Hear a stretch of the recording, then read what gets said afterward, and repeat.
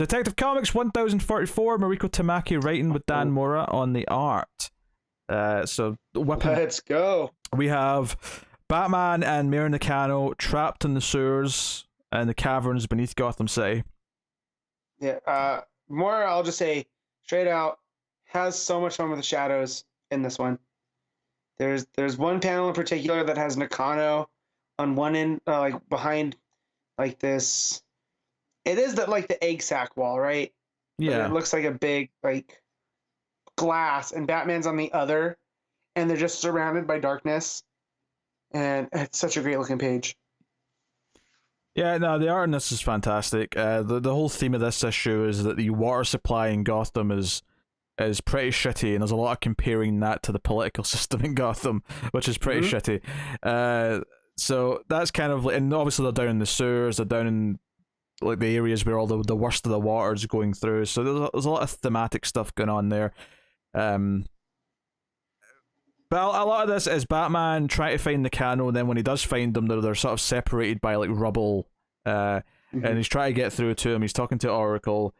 The bad guys who took over City Hall are there, and they're making demands. And they're not actually a big concern. We basically just get like a fun few pages of where Batwoman shows up acting like she doesn't know what's going on, and then like puts her mask on and kicks their ass. It's just a fun little sequence. That's the reds and blacks and browns on that page where she walks in, and they're like, "Who are you?"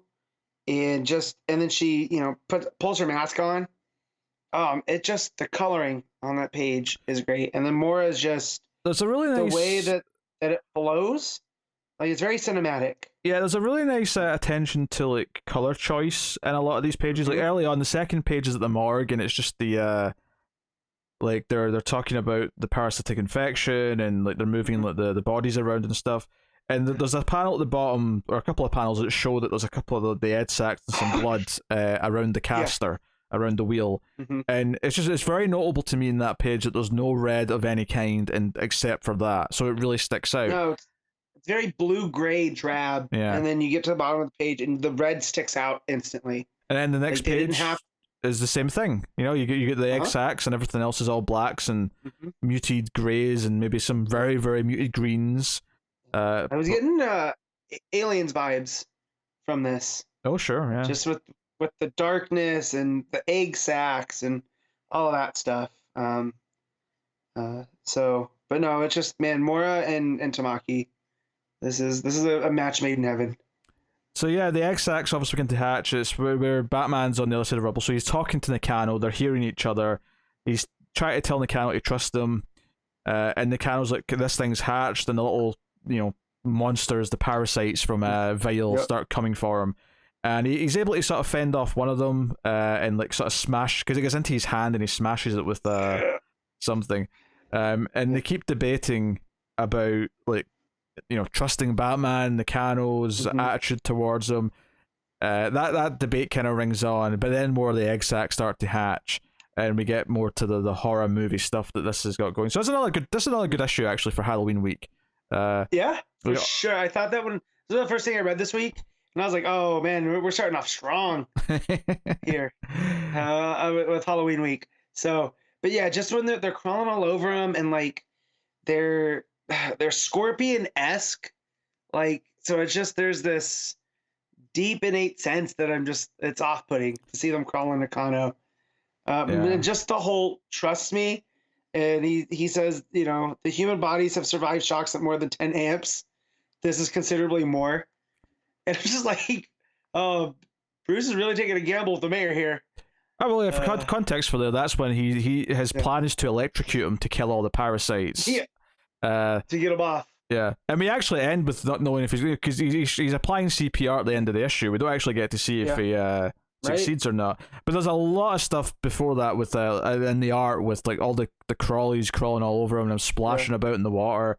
You mentioned the shadows. There's a couple of panels where he's like before the hatch completely, where he's shining the light from his phone onto it, and it's just like darkness around him. But there's just this sort of triangle of light, and then the red pyramid of eggs. Like, all of it looks really spooky, atmospheric. Like, all this is good stuff. And, the debate in the middle of Batman trying to say to him, look, you've been in your position long enough now that it's not this black and white thing. that ultimately, like, you don't really trust the magistrate, and you can't just assume that the vigilantes of Gotham aren't needed. Like, it's way more complicated than that. And even if you're not willing to admit it, you're kind of starting to believe it. You're starting to see it. But like you say, he electrocutes Nakano to kill all the parasites, and he's trying to give CPR at the end of the issue, pounding on his chest, and that's kind of the cliffhanger. As this is going to wake back up, as we see some of these bugs being washed out of the drains of the streets of Gotham. So all kind of icky. Oh yeah, you're just like, yeah, who still lives in Gotham, right? Like. It's a great quote. People who can't afford to move somewhere else. That's the only real explanation. I remember listening to a thing a long time ago where they talk about, like, Gotham must have, like, a great, like, indie band scene because the rent's super cheap. So you have all these indie bands flocking to Gotham to record their first album because it's, it's a big city, but it's affordable. And that always cracked me up. Yeah. So. The page where Batman says "trust me," I want to talk about the emotion in that page. I mean, all this stuff where the parasites are crawling all over him. It's all these angular panels that are distorted, and kind of it really gives you this sense of motion and the splashing around. But that page in particular, the background of the page is a full page sort of panel of Nakano screaming please as all the crawlies are going all over him. But the other two panels in the page, the panel where Batman says "trust me" is this angular panel that's very vertical, and it matches kind of the shape of him at the time because he's on the grapple wire and he sort of came down and he says "trust me." And then the panel at the bottom, which is almost a diamond shape, is him firing the electric gun or whatever you want to call it. A taser, I guess is the the word that people would use. That's what I was going to say. But like just the motion of this and the way those angular panels really give you this sense of him just sort of like zipping down and then like sort of having a badass one-liner saying "trust me" right before he fires this off. Like there's a good sense of motion to everything. So yeah, but basically what I'm trying to say is Moore is killing it. Not just in terms of like detail and animation, but also in the serialized nature of it as well. Right. Yeah, his layouts are fantastic. But yeah, just it says it could kill him and me, so he pulls himself up out of the water. And that's where he says, "trust me." And it's almost like Batman's also talking to himself. Like he has to trust himself to know this is right, because imagine this goes wrong and it looks like Batman killed the mayor, so like, yeah, it would not look good, would it? It would just add to the narrative as you will. Yeah. So, but that was the main story. I had a good fun time with it. I don't know if it's up to the caliber of when it's not having to like sort of like not do anything too big because Fear State's going on, but as tie-ins go, this was an enjoyable little spooky, creepy monster issue. I like that it's keeping the Vile stuff going. Mm-hmm. So I like that we're not already just moving on to something else, and we're not focusing on Nero 19. Who are the people that took over the mayor's office. Yeah. That we're still doing. That's like an aside that that's what put Nakano in this situation, but that's dealt with quickly, and it's just a sort of fun, almost like a joke scene where they just jump to Batwoman like instantly. Yeah. So, fun stuff. What are you giving the main story of Detective? I'm gonna this an 8.5. I think I'm inclined to agree with that. It was really good stuff. The backup story is a new story, multi-part story by Stephanie Phillips writing. And David Lapham on the art, and this is about the building of Arkham Tower in Gotham, and Arkham Asylum. Well, and the flashback, how just naming something Arkham spreads this curse that's been there from the beginning. Which I complain about Batman stuff a lot, but I love the history of Gotham. Like, there's just something about it that. That Metropolis kind of doesn't have. Like, they kind of touched on it in the Jimmy Olsen book, but just it's so much more fleshed out in the Bat books that I'm a sucker for it. And so I almost skipped it just because I was like, it's a backup. I have other things to read, but I'm glad I ended up reading it because it's pretty decent. Yeah, I wasn't sure what to think the first couple of pages because the first couple of pages it's a flashback to like the foreman when they were first building Arkham Asylum. long ago went nuts and basically killed. It was basically he basically went Jack Torrance on his crew. Yeah, I was gonna say The Shining. That's essentially effectively what happened. But then we cut to present day, and we've got this new Arkham Tower, which is it's actually Hugo Strange's tower that's been renovated into a new skyscraper version of Arkham, which is just a wonderful idea for everyone except the people in Gotham. Yeah. As a reader, though, it's a wonderful idea. I can't wait for the Arkham Tower nonsense to happen. Yeah. But yeah, you got Nakano try to justify this to the press, who are like, "Are you insane? Like nothing good comes from Arkham. It's just a terrible idea." There's a crazy old man saying, "You're all mad. This is not going to work." And sure enough, we get some nighttime stuff at the tower, at the construction of it, where there's workmen who are creeping about in the dark. And sure enough, I don't know if it's the foreman necessarily, but one of the workers is like banging his head against the wall, which matches what the foreman in the flashback was doing earlier.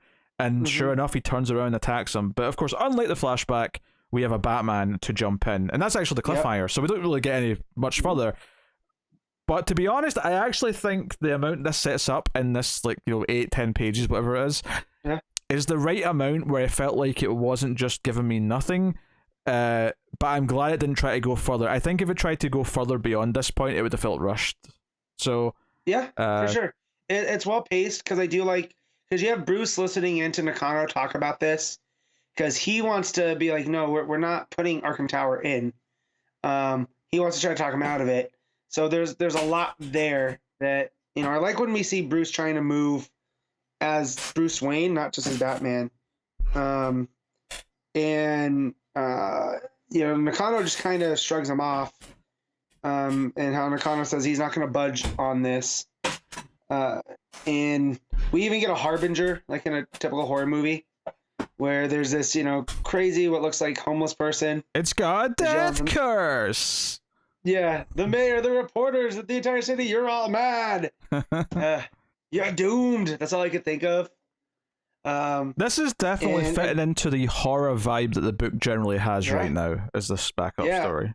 So, but yeah, so just the whole idea of the whole name Arkham being cursed and what that means for the city, I really like that. And then when we get to the whatever's wrong with the foreman or whatever's causing this, like you said, now we have a Batman to go off of, and Labham's art here really works because it's in the daytime. It feels very, just like regular. I don't say that's not house style, but it looks as it should. But then when we get to the parts with, in the dark, it becomes a Batman book.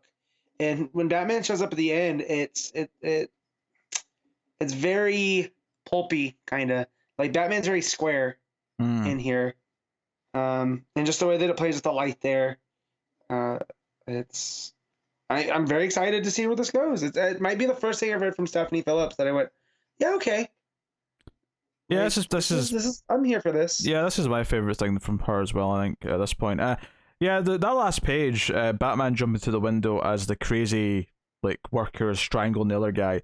There's a lot of smart things with the lighting on that page. So the bottom half of the page is lit effectively by the torch that one of them dropped. Right. So they've got this kind of harsh light right in their face, almost like someone's just dropped a flashlight right next to them. Right. But then in the top half of the page, you have Batman coming through the window, and he's lit by the sort of the lower, more ambient night light of the city, and it's just this the orange soft glow of Gotham. Yeah, it's just a soft glow verse. So there's a nice contrast between the two halves of the page and how each part of it's lit. It's not, I talk a lot about comic art and panels and framing, and compare it to movies a lot when I'm talking about composition or the flow or even the editing and how that kind of how the layout of panels almost mimics the editing of something.